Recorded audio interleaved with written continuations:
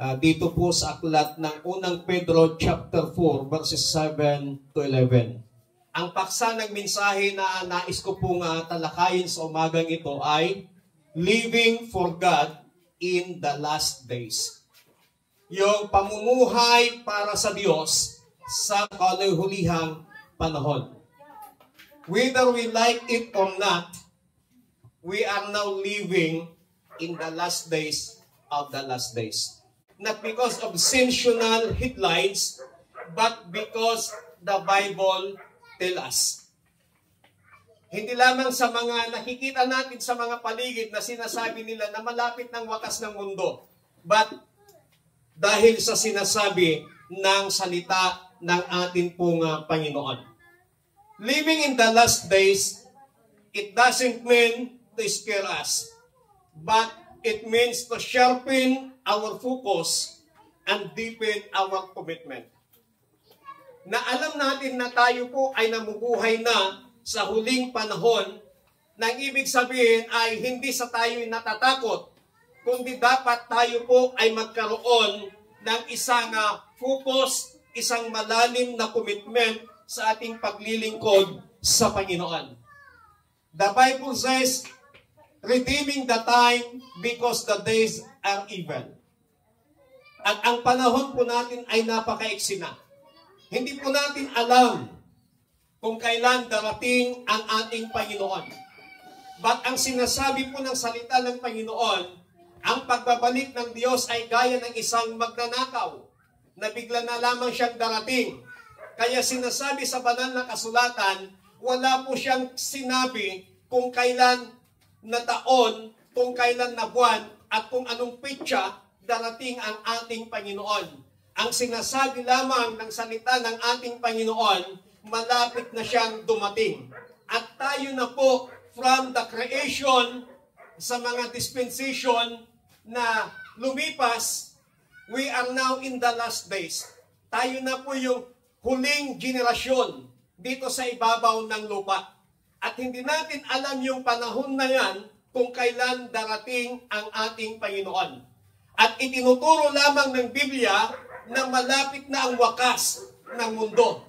Hindi ibig sabihin upang tayo'y takutin, kundi sinasabi ito ng salita ng ating Panginoon, ipinapaalam niya sa atin na malapit nang dumating ang Panginoon, malapit ng wakas ng mundong ito, upang sa ganon, tayo po ay makapaghanda, tayo po ay makapagbigay ng kabuuang commitment sa atin pong paglilingkod sa atin pong Panginoon. At dahil alam natin ang wakas ng panahon ay malapit na, ang Diyos ay tinatawag niya ang lahat ng mga mananampalataya, ang lahat ng mga naniniwala sa Kanya na mamuhay para sa Kanya. How should followers of Christ live when they know the end is near? Paano ba tayo dapat mabuhay bilang isang mananampalataya sa ating Panginoong Jesucristo na ngayong alam natin na malapit na ang wakas ng mundo? In our text, Apostle Peter gave us practical guidance on how to live for God in the last days. May mga practical guidance po dito na sinabi sa atin ni Apostol Pedro. Number 1, na dapat po natin gawin. Sa verse 7, sa New International Version, ang sabi po dito, the end of all things is near. Therefore, be alert and sober mind so that you may pray. We must stay alert and pray. Ang pag-asa, kapag mayroong darating na bagyo, nagbibigay sila ng abiso sa publiko na maging alerto, laging mapagbantay, laging tutukan ang mga susunod na anunsyo. Sa loob ng 24 oras, papalakas ang bagyong ito. So nagbibigay sila ng abiso, kaya ang mga tao ay nagiging alerto, nakakapaghanda sila. Sabi nga nila, pag darating ang bagyo, dapat maghanda. Anong handa po ninyo?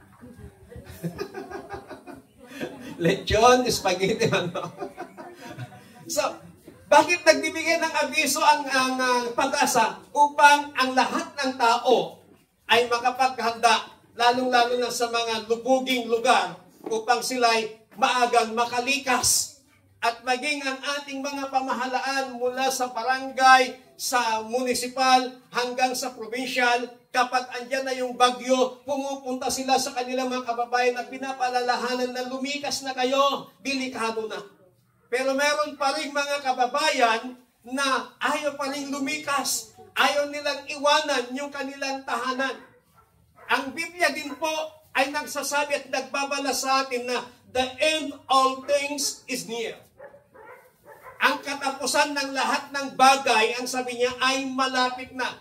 Sa makatuwid, kayo'y maging alerto at maging mapanalangin.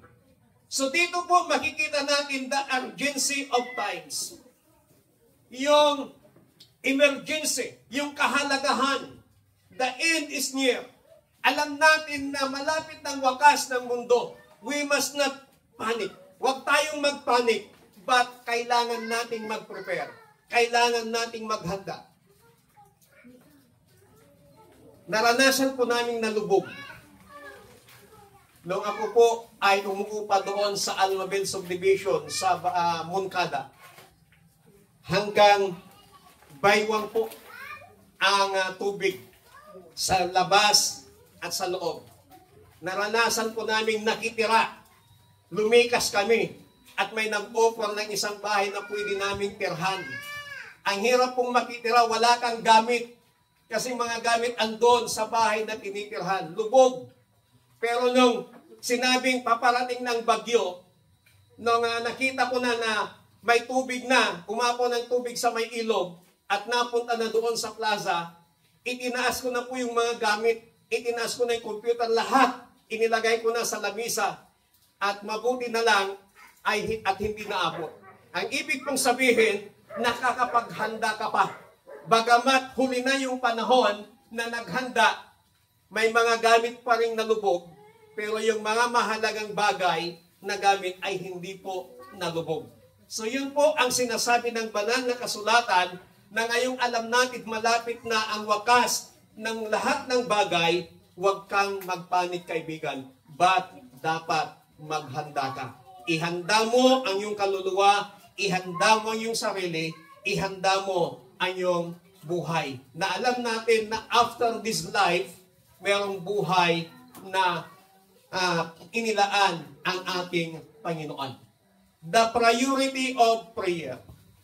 Ang sabi po ng Biblia, prayer requires focus and spiritual clarity. Kinakailangang maging focus tayo sa pananalangin. Ang sinasabi ng Biblia ay, ang nagpipigil sa sarili at isang matino na pag-iisip ay nagpapatibay sa makapangyarihang buhay panalangin. So bilang isang mananampalataya, ngayong alam na natin ng sinasabi ng Biblia na malapit na ang wakas ng lahat ng bagay dito sa ibabaw ng lupa, kinakailangan we must be alert and prayerful. Amen? Maging alerto tayo lagi at mapanalanginin. Pangalawa, na mga practical ways na dapat po natin gawin na ituturo ni Apostol Pedro sa ating pong teksto sa verse 8. Above all, love each other deeply, because love covers over a multitude of sins. We must love one another deeply. Sa magandang balita Biblia, higit sa lahat, magmahalan kayo ng tapat, sapagkat ang pagmamahal ay pumapawi ng maraming kasalanan. Sinasabi ng banal na kasulatan na love one another. At hindi lamang basta-basta magmahalan sa isa't isa, kundi magmahalan ng tapat. Yung pagmamahal po natin bilang magkakapatid sa Panginoon, hindi dapat urukan. Hindi dapat Tupperware. Ibig kong sabihin, hindi dapat plastic. But tapat at totoong pagmamahalan natin bilang magkakapatid sa Panginoon. Yun ang sinasabi po ng Biblia. Because love is the highest Christian virtue. Ang pagmamahal, ito yung pinakamataas na dapat taglayin ng isang mananampalataya, ng isang Kristiyano. Dapat marunong siyang magmahal sa kanyang kapatid sa Panginoon, marunong siyang magmahal sa kanyang kapwa, marunong siyang magmahal sa kanyang mga kababayan, marunong siyang magmahal sa kanyang kamag-anak, kapitbahay, at lalong-lalo na mga kapatid sa Panginoon. Ang sabi po dito, yung binanggit is above all, higit sa lahat. Ibig sabihin, ang pag-ibig ang pinakamataas sa lahat. Dahil yun ang binanggit ng Biblia. Pangalawa, love that endures and forgives. Yung pagmamahal, love that keeps no record of wrongs. Dapat pag nagmahal ka sa kapatid mo sa Panginoon, hindi mo itinatago, hindi mo nililista yung pagkakamali niya sa iyo. Kapag minahal mo ng tapat ang kapatid mo sa Panginoon, dapat wala kang listahan ng ilang beses siyang nagkulang, ilang beses siyang nagkamali, ilang beses siyang nagkasala sa inyo. Ito yung sinasabi ng Panginoon, ang salita ng Panginoon, love that endures and forgives. Marunong magpatawad, and love that keeps no record of wrongs. Wala kang listahan. Ano pong sabi ng Biblia? Yung binasa po natin, above all, love each other deeply because love covers over a multitude of sins. Ang pag-ibig, ang sabi ng Biblia, yung sinabi niyang it covers the multitude of sins, it means not ignore sin, but promotes forgiveness and grace. Yung hindi mo ini-ignore yung kasalanan, but pinopromote mo yung pagpapatawad at sa biyaya ng ating Panginoon. Lahat po tayo, merong mga pagkukulang, merong mga pagkakamali sa ating mga kapatid.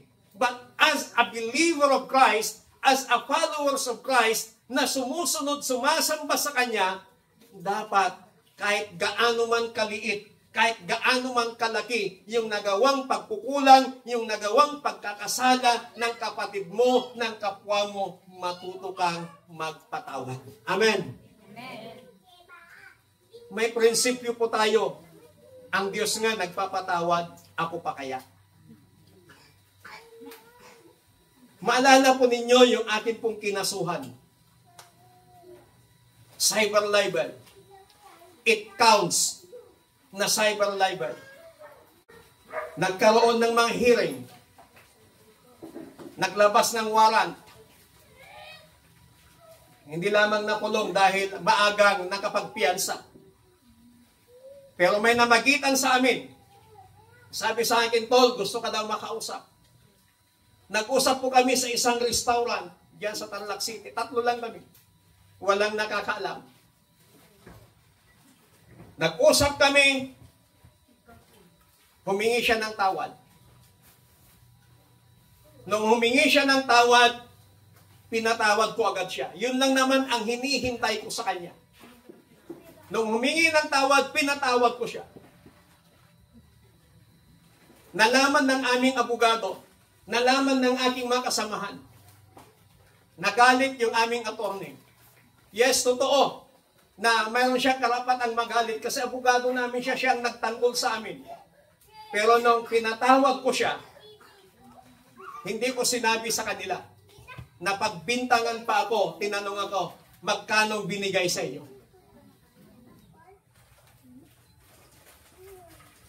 Pangalawang bisis na nag-usap kami. Sinabi ko sa kanya, Sir, yung affidavit of desistance, pwede ba ikaw na lang magpagawa para hindi na ako gagastos? Ikaw na lang magpagawa, pipirmahan ko na lamang. At ikaw na rin magpanotaryo, bigyan mo na lamang ako ng copy. Nung nalaman ng aking kasamahan na nagpatawad ako sa kanya, ang sabi ko sa tao, Sir, pinatawad kita, walang anumang perang involved. Ito yung sinasabi ng banal na kasulatan na kahit gaano man ang pagkukulang, kahit gaano man ang pagkakasala ng ating kapwa, ng ating kapatid sa Panginoon, matuto po tayong magpatawad. At kapag nagpatawad po tayo, wala po tayong hihinging kapalit. Kapag nagpatawad po tayo, huwag po nating ililista sa notebook o kahit ano paman yung mga nagawa niyang pagkukulang. Tapos pag nakagawa ulit, sasabihin natin, panglima muna to. The Bible says, may isang taong lumapit sa ating Panginoong Hesus. Ang sabi ng taong ito, Panginoon, ilang bisis ko bang patawarin ang aking kapwa? Ang sabi ni Jesus sa kanya, 70 times 7. Ang ibig sabihin noon, huwag mong kwentahin yung 70 times 7. Ang ibig sabihin nung sinabi ni Jesus na 70 times 7, walang katapusan. Hanggat tayo po ay nabubuhay, hanggat may nakakagawa ng pagkukulang, hanggat may nakakagawa ng pagkakasala sa atin, we must forgive. Forgive and forgive. At huwag kang magtatanim ng sama ng loob, huwag kang maglilista kung ilang beses siyang nagkulang, nagkamali sa iyo. Matuto tayo magpatawad. Amen? Amen. Ito ang sinasabi ng banal na kasulatan. Kapag nagawa po natin yon, ibig sabihin, tapat yung pagmamahalan natin bilang magkakapatid sa Panginoon. Lahat po tayo bilang tao, may pagkukulang, may nagagawang pagkakamali, matuto tayong magpatawad sa bawat isa. Sabihin mo nga sa katabi mo, mula ngayon, sabihin mo yung katabi mo, harapin mo, mula ngayon, pinapatawad na kita. Palakpakan natin ang Panginoon. Okay. Pangatlo, nang sabi ng Biblia, verse 9, buksan ninyo para sa isa't isa ang inyong mga tahanan at gawin ninyo ito ng hindi mabigat sa loob. Ang sabi po ng English is hospitality. We must show hospitality without complaining. Magpakita tayo ng kagandahang loob o mabuting pakikitungo na hindi nagre-reklamo. Ang Pilipino, kilala sa pagiging hospitable. Kaya kahit saan bansa pumunta ang Pilipino, gustong-gusto ng mga employer. Bakit? May kagandahang loob, may likas na kagandahang loob ang isang Pilipino. Maraming mga nagbabiral sa social media na hindi man nila kakilala yung taong nangangailangan ng tulong sa gitna ng kalsada. Hinihintuan nila, tinutulungan nila. Bakit? Likas sa ating mga Pilipino ang kagandahang loob. So kung likas sa pagiging Pilipino ang kagandahang loob, mas lalong likas na katangian ng isang mananampalataya ang pagiging hospitable. Why? Hospitality is a practical expression of love. Ito yung pagiging may kagandahang loob mo, ito yung pagpapakita na ikaw ay may pagmamahal. Ang ibig sabihin, huwag nating ipagkait, huwag nating pagsarhan ng pintuan ang ating mga kapatid kapag pumasyal o dumalaw sa inyong mga tahanan. Lalo na kung ang purpose ng pagdalaw ay upang kayo ay kumustahin at kayo ay ipanalangin. Tayo po bilang magkakapatid sa Panginoon, kapag dumalaw ang kapatid natin sa Panginoon sa inyong tahanan, huwag niyong ipagkait, huwag niyong pagsarhan ng pinto. Amen? Amen. Busog ka naman ng salita ng Diyos. Nagduma, tambayan dan tupay ta balkon mo. Kurehan mo in-invite sudan, tunuan at dati tambay maysa. Damdaman nakita ni kumare, napan. Damdaman nakita itunukan. nagmamaritis daan. Hindi naman nadaling mabas nga tao, pati giling mabas nga tao, nairaman na, hindi pagtutungtungan na. So kung yun, hindi natin na ipagkakait yun, mas lalo na kapag may dumalaw na ipanalangin kayo. Napakaganda po yung may dadalaw na kapatid natin sa Panginoon, kapatid natin sa pananampalataya, kapatid natin sa loob ng iglesia, dadalaw sa inyong tahanan, huwag nating ipagkait yung pintuan ng ating tahanan. Ikatuwa po natin yon sapagkat ang purpose nun ay upang kayo ay kumustahin, bisitahin at ipanalangin. Amen? Maging hospitable po tayo, lalong-lalo na sa mga mananampalataya. Hospitality should be joyful. Dapat yung masaya ka. Merong isa, dumalaw si pastor sa kanilang tahanan. Eksakto naman na malapit na yung pananghalian. Tapos may isang inihaw na bangus doon. Tapos nung magpaalam na yung pastor, sabi nung nanay, "Ay pastor, dito na kayo kumain. Nagluto po ako, meron po tayong ulam dyan." Yung anak naman, may salagaron nga tinunong ang bangusong pakanan na pa ni pastor. Para naman hindi mapahiya yung nag-invite, sige po, nakikain si pastor. Sige lang pastor, magang ka lang dita, ado pa iti masida dita. Pero yung bata nasa likod, nagkatumay may salagaron din. E di naibusin niya na diyay, sango na, e di binaliktad ni pastor, kuna na jubeng, "Inang, binaliktad lang!" Agdanagan jubeng, taawanan, timabati, tabinaliktad ni pastor. So dapat maging masaya tayo kapag tayo po ay nagkakaroon ng bisita sa ating mga tahanan. Amen? Amen. Hindi, dadaman, kanayin naman lang, hindi po yan.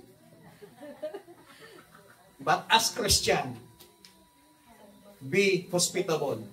At yung pagiging hospitable natin, dapat maging masaya tayo lagi. Palakpakan natin ang Panginoon. Pang-apat na dapat natin gawin sa verse 10 to 11, bilang mabubuting katiwala ng iba't ibang kaloob ng Diyos, gamitin ninyo sa kapakinabangan ng lahat ang kakayahang tinanggap ng bawat isa sa inyo. Ang pangangaral ay dapat salita ng Diyos ang ipangaral.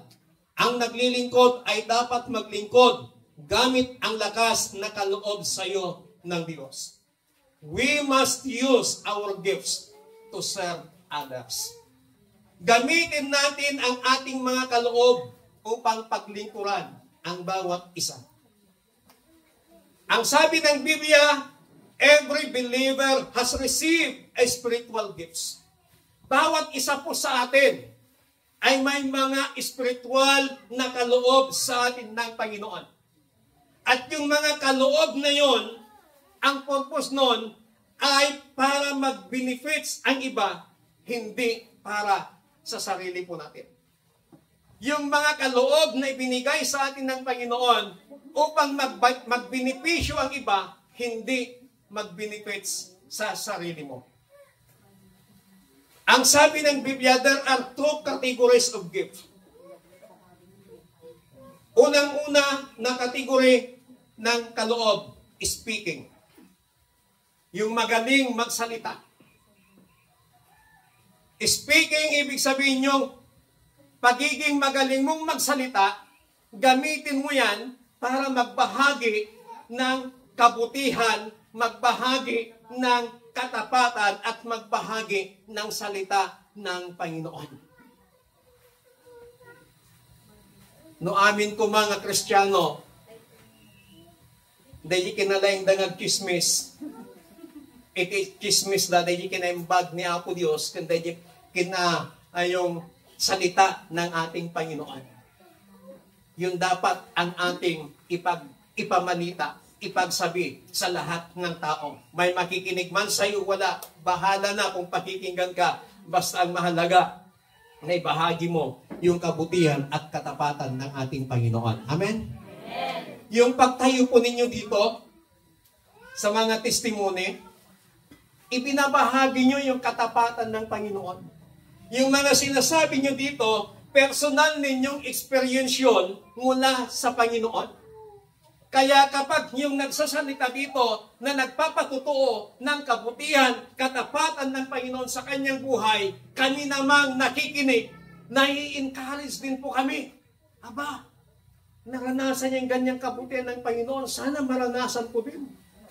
So nag-challenge tayo na nakakarinig ng patutuo ng ating mga kapatid na nakaranas ng kabutihan, nakaranas ng katapatan ng ating Panginoon.